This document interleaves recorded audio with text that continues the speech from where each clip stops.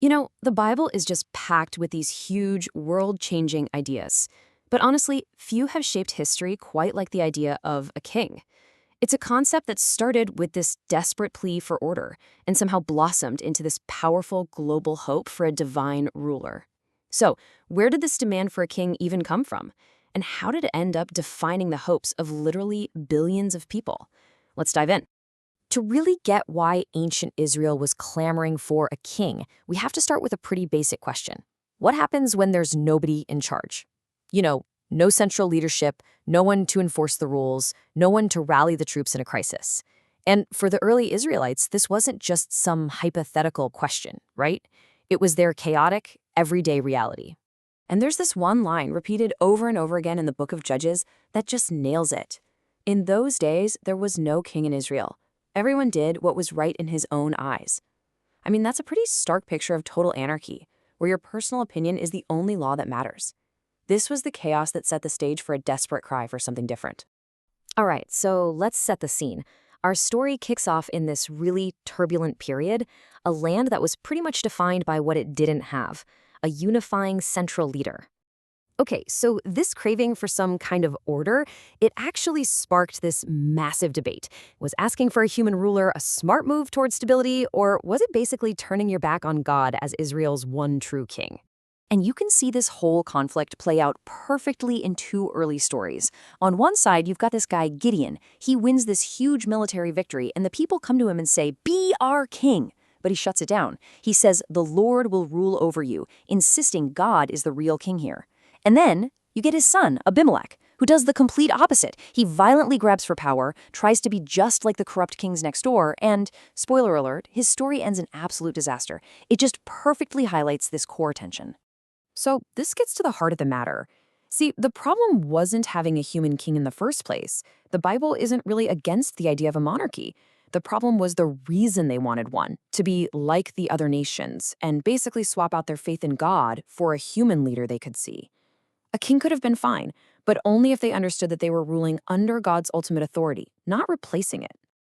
And this whole debate really comes to life with Israel's first two kings, Saul and David. And man, they represent two completely different ways of thinking about what it means to lead. And it's really telling where the writers of the Bible put their focus. I mean, just look at the page count in the book of Samuel dedicated to each of these guys. David's story gets way more real estate than anyone else's, and that's not an accident. It's basically a giant flashing sign telling us who the real star of the show is and whose story we're supposed to pay attention to. Okay, so Saul, he was basically everything the people thought they wanted. He was tall, looked the part, a real military guy just like the kings of the other nations. But he just kept turning away from God's commands. David, though, was described as a man after God's own heart. Now, let's be clear, David was deeply flawed. He made some epic, terrible mistakes. But here's the kicker, the fundamental difference. When he was confronted with his sin, David repented. Saul just made excuses. And that one little difference, it changed everything. And it's because of that heart, that repentance, that we get to the single most important turning point in this entire story about kingship. Yeah, I'm not exaggerating here. This isn't just a big moment for the story of Israel's kings. The promise God makes to David, it's the pivot point for the rest of the Bible's story. Everything hinges on what happens next. So here's what happens. David feels bad that he's living in a nice palace while God's presence is in a tent, so he decides he wants to build God a permanent temple, a house.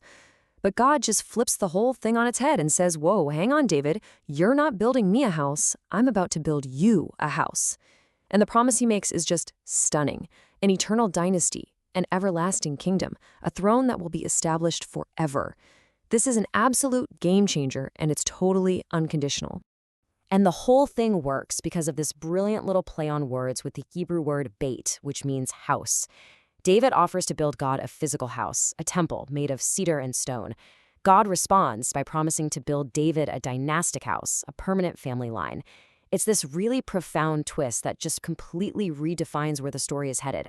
So this incredible promise to David, it wasn't just about his own family. It lit this fire of hope that would just echo for centuries. And to really get this hope, there's one word you absolutely have to know, Mashiach. It's Hebrew, and it literally means anointed one. See, in ancient Israel, when a king was chosen, he would be consecrated for the job by having oil poured on his head. So the Lord's anointed just became another title for the king. Well, that Hebrew word, Mashiach, is where we get our word Messiah. So in this original context, the king, he was the first Messiah. And this whole idea sets off this logical chain reaction in their thinking. First, okay, God anoints these human kings.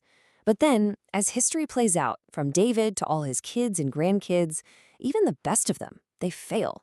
They sin, they make horrible decisions, the kingdom falls apart. And this constant failure creates this deep-seated longing. It's like, if human kings always fall short, then we must need a future king, someone else from David's line, who won't fail. And just check out how this hope, this expectation, totally evolves over time. The prophecies that start popping up begin to describe someone way bigger than just another human ruler. The prophet Isaiah says he'll be called Emmanuel, which means God is with us, and even Mighty God and Everlasting Father. Jeremiah says his name will be the Lord our righteousness. We're not just talking about a great human king anymore. The hope has morphed into something divine. So in the end, what started out as this really practical, almost political need for a leader to bring some order, it completely transformed into one of the most powerful spiritual hopes in all of human history.